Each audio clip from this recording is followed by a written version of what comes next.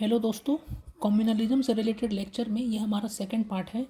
इसमें मैं briefly communalism के काउजेस बताऊंगा मॉडर्न इंडिया में कि किस तरीके से कम्युनलिज्म जो है उसका जन्म होता है भारत में। तो मैं यहाँ पर सिर्फ ब्रीफली ओवरव्यू दूंगा काउजेस का। उसके बाद नेक्स्ट लेक्चर में सारे काउजेज को एक एक करके मैं अच्छे से एक्सप्लेन करूँगा। तो सबसे पहला कॉज अगर कहा जाए कॉज ऑफ कम्युनलिज्म, तो सबसे पहला है ये कॉलोनियल कैरेक्टर जो इंडियन इकोनॉमी का था ना, उसका बाई प्रोडक्ट था ये। जो ब्रिटिशर्स के द्वारा जो भारत की अर्थव्यवस्था में जो भी छेड़छाड़ की गई थी, उसको जिस तरीके से पिछड़ा बनाया गया था, अपने हितों के लिए अपने इंटरेस्ट के हिसाब से अर्थव्यवस्था को ढाला गया था, ये उसका एक जो था बाई प्रोडक्ट था। ठीक है, अब इसी में जो है अगर हम बात करें कि इकोनॉमी के कंटेक्स्ट में ही, तो इकोनॉमी में आज के समय में जिस तरीके से अनएम्प्लॉयमेंट सबसे बड़ी समस्या उभर कर आई है, उसी तरीके से उस टाइम में भी जो था ब्रिटिश अपने इंटरेस्ट को ज़्यादा बढ़ावा देते थे। इस कारण जो भारतीय थे ना, खासकर जो पढ़े लिखे मिडिल क्लास के जो लोग थे, उनके सामने जो था ऑप्शंस जॉब के काफ़ी कम थे। सरकारी जॉब जो था पूरी की पूरे ब्रिटिश के तहत थी। अब बाकी जितने भी इंडस्ट्रीज वगैरह थे वो भी जो है अधिकांश जगहों पर जो है ब्रिटिशर्स ने अपने हित के अनुसार उनको मॉडिफाई कर दिया था उनके सिस्टम को। तो मिडिल क्लास के पास गवर्नमेंट जॉब ही एक ऑप्शन बचा हुआ था जो काफ़ी लिमिटेड थे।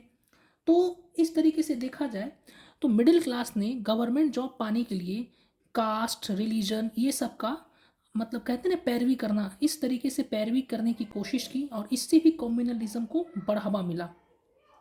दूसरा कारण ये है कम्युनलिज्म का अगर हम बात करें, तो दूसरा कारण आपका सिंपल सा ये है कि जब आपका स्वदेशी मूवमेंट हुआ था, जिसमें बाल गंगाधर तिलक, अरविंदो घोष, लाल बाल पाल के बारे में अपने जानते होंगे, तो उन्होंने देश में नेशनलिस्ट थॉट्स को यानी कि राष्ट्रवाद को बढ़ावा देने के लिए जो है कुछ हिंदू प्रतीकों का या कुछ हिंदू धर्म से रिलेटेड चीज़ों को उपयोग किया। जैसे शिवाजी ने गणपति महोत्सव, उसके बाद जो है शिवाजी महोत्सव जैसे आयोजनों के माध्यम से, सेलिब्रेशन के माध्यम से जो है लोगों में राष्ट्रवादी भावना बढ़ाने की कोशिश की।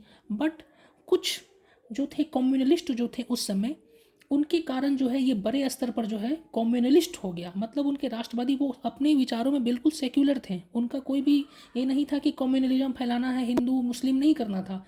लेकिन कुछ जो उसमें कहते हैं ना मूर्ख किस्म के लोग, उन्होंने जनता को भड़का दिया और जो हमारे राष्ट्रवादी नेता थे उन्हीं पर क्वेश्चन मार्क आ गया। तो कहा जाता है कि हिंदू चीज़ों का यूज करना भी जो है, हिंदू देवी देवताओं का, हिंदू रीति रिवाजों का यूज़ करना भी राष्ट्रवादी आंदोलन में, फिर जैसे गांधी जी के द्वारा खिलाफत का मुद्दा उठाना, ये भी जो है कहीं ना कहीं कम्युनलिज्म को बढ़ावा देने लगा। लेकिन हमारे लीडर बिल्कुल सेक्युलर थे।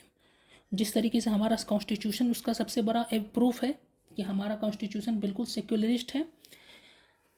ओके, थर्ड जो है आपका जो कम्युनलिज्म का काउस था, वो था इंडियन हिस्ट्री का डिस्टॉर्टेड वर्जन पढ़ाना। जैसे फॉर एग्जांपल एक इंग्लिश राइटर थे, हिस्टोरियन थे, जेम्स मिल, वो कहते थे कि मेडिवल इंडिया जो है मुस्लिमों का काल है, जिसमें आपकी दिल्ली सल्तनत, मुगल एम्पायर वगैरह आते हैं। और उससे पहले को उन्होंने हिंदू राज्य कहा, जिसमें हमारे मौर्य साम्राज्य, गुप्त साम्राज्य। तो इस तरीके से हिस्ट्री को धर्म के आधार पर उन्होंने कंपार्टमेंटलाइज कर दिया, मतलब बांट दिया। लेकिन उन्होंने सबसे मजे की बात ये की कि मेडिवल इंडिया के बाद जो ब्रिटिश रूल आया, तो उसको ये नहीं कहा कि क्रिश्चियन एरा, लेकिन हाँ जब मुस्लिमों का काल था मेडिवल इंडिया में, तो उसको मुस्लिम काल कह दिया। और हिंदुओं का काल था तो उसको हिंदू काल कह दिया। तो इस तरीके से उन्होंने धर्म के आधार पर जो है हिस्ट्री को बांट दिया।